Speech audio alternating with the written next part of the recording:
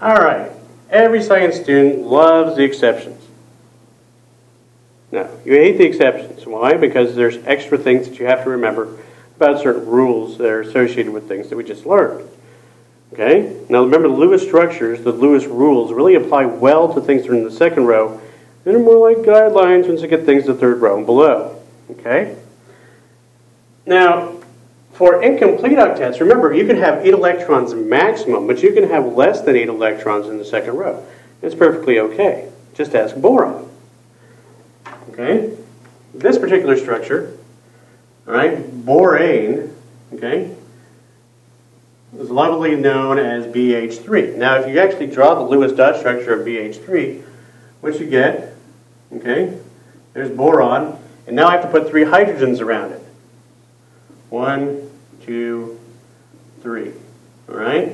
Now I have a problem. How many total electrons are around that central boron? Okay, 2, 4, 6. I've only got 6 electrons around that boron. Is it a legal Lewis structure? Yes. Why? Because I haven't exceeded 8 electrons. And boron has given its all as far as electrons go.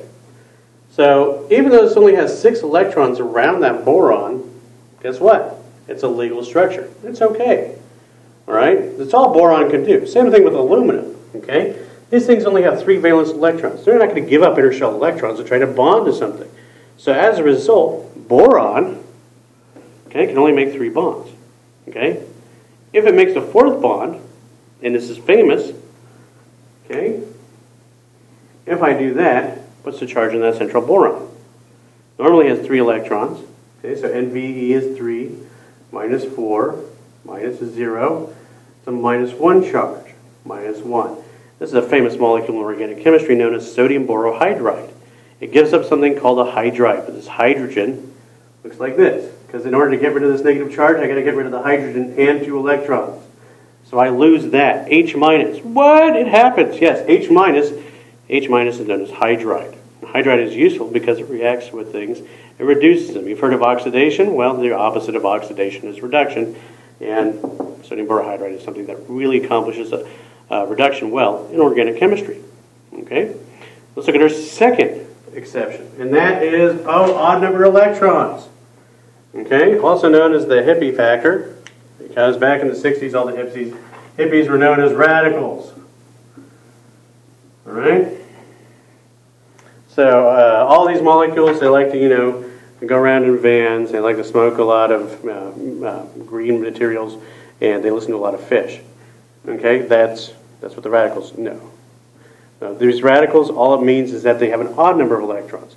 Notice that normally here, say with boron, when I experience a deficiency, I get 6 electrons. Now, when I get to things with radicals, okay, I no longer have that. Take in case hydrogen peroxide. Hydrogen peroxide in its normal form is this. HOOH. Okay, that's hydrogen peroxide. However, it likes to break down. And when it breaks down into something, it does what's called homolytic cleavage, and it breaks down to 2 of these things. 2HO, and there's an extra electron there. And guess what? That thing is a free radical, because now this oxygen, okay, has 7 electrons around it. What's the overall charge? NVE is 6, okay, minus 1 for bonds, okay, minus 4 for lone pairs, and I'm going to add an extra 1 in there for a free radical. Guess what? These things are neutral so that they're not charged. It gives them a little bit of a longer lifespan. And as a result, these radicals themselves, they actually like to react with things very, very rapidly. Okay? If you've ever had hydrogen peroxide in your cells, it will damage your DNA. It usually causes cell death, but it can also cause replication errors. It may lead to things like cancer. If you ever heard of UV radiation, all right, you live in Texas, you live in the land of the sun can cause this type of thing to happen. UV penetrates your skin, turns your water into hydrogen peroxide, because what the UV does is it promotes electrons and forms these extra water bonds, okay, these extra peroxides in your system. The peroxide breaks down, this thing attacks your DNA, and then you run into things like that are fun, like melanoma. Nobody wants fun melanoma, right? Because it's not fun. It's skin cancer, okay? These things are damaging. They're free radicals, all right? They don't exist for a very long time. But when they do exist, They tend to muck things up, cause cell death. To give an example, here's a joke. All right, two men walk into a bar.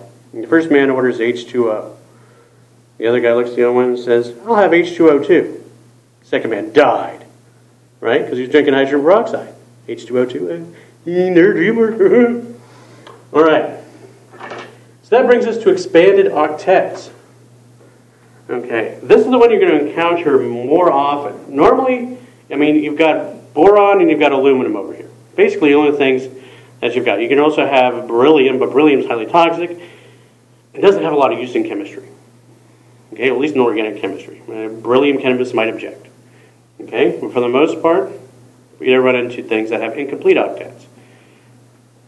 Free radicals, we run into those more often. We like generating things in organic chemistry that generate free radical reactions, especially with light. We can also do this with heat. Okay, radicals are more frequently generated, but their lifespan is very, very short.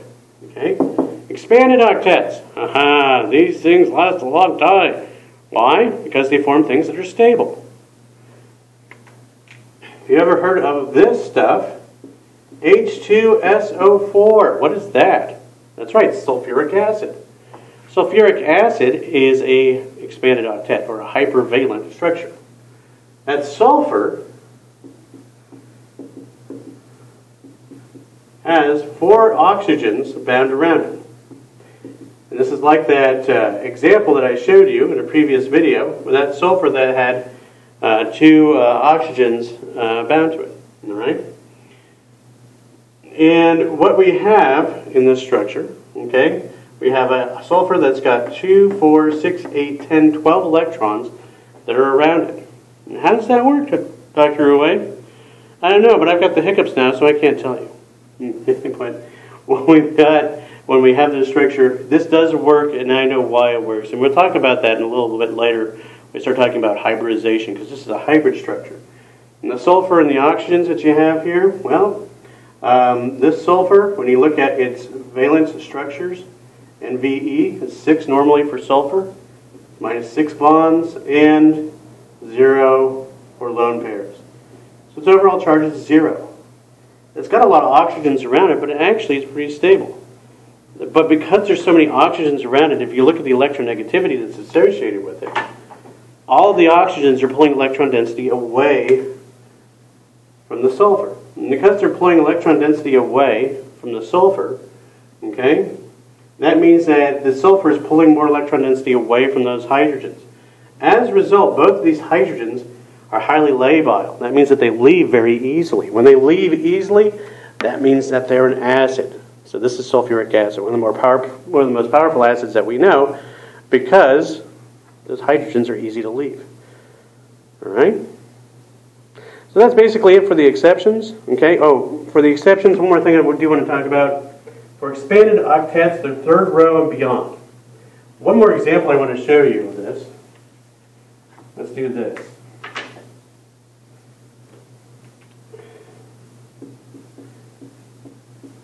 HClO2.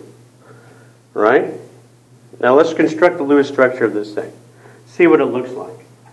Actually, let's do it this way. Let's just do ClO2. Right?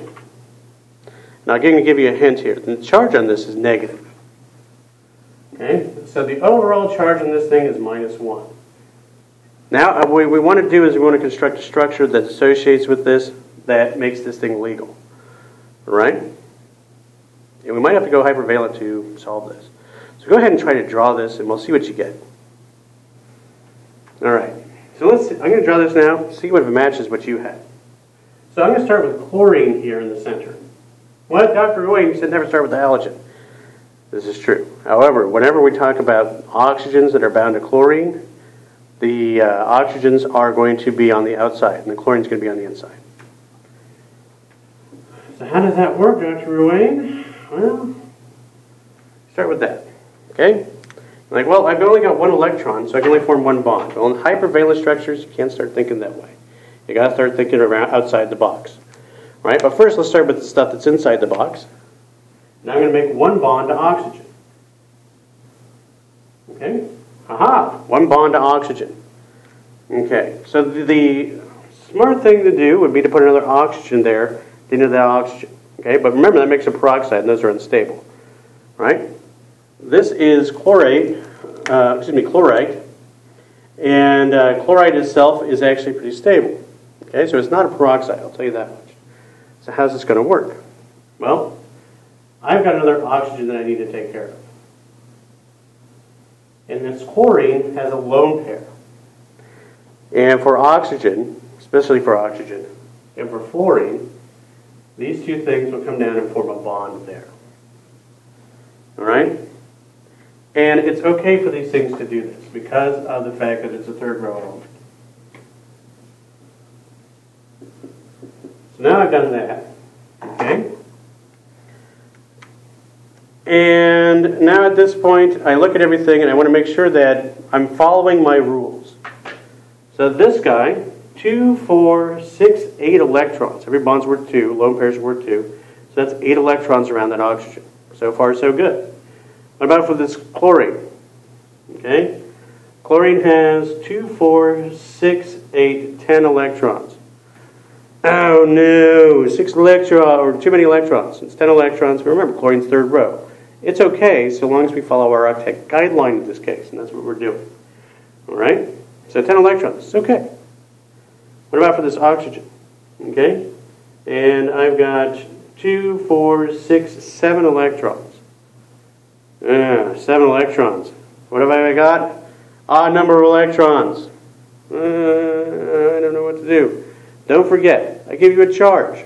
What does the charge mean? It means I've got an extra electron in the system. So I'm going to take that extra electron, I'm going to represent it with this green marker, and I'm going to put it right there. All right? So let's do charge calculations. What's the charge on this oxygen? It's got 2 bonds. You should be thinking that's a 0. Good, that's a 0. All right, what about that oxygen at the end? It's got 1 bond and 6 electrons. Normal valence electrons is 6. Subtract the bond, that's 1. Down to 5. Then you subtract 6 for electrons because of the lone pairs. That brings us to -1. So, -1. There we go. Okay, so that's a -1, okay, on that oxygen. What about the formal charge in the chlorine? Chlorine, NVE is normal 7. Okay? It's got 3 bonds and 4 lone pairs. Chlorine itself is 0 here. Okay? So that is going to be chloride for us. Okay? You have to watch out for expanded octets. All right? Because they're going to be the tricky problems that you're going to have to run into and do. All right? And that wraps up everything that you need to know about Lewis structures.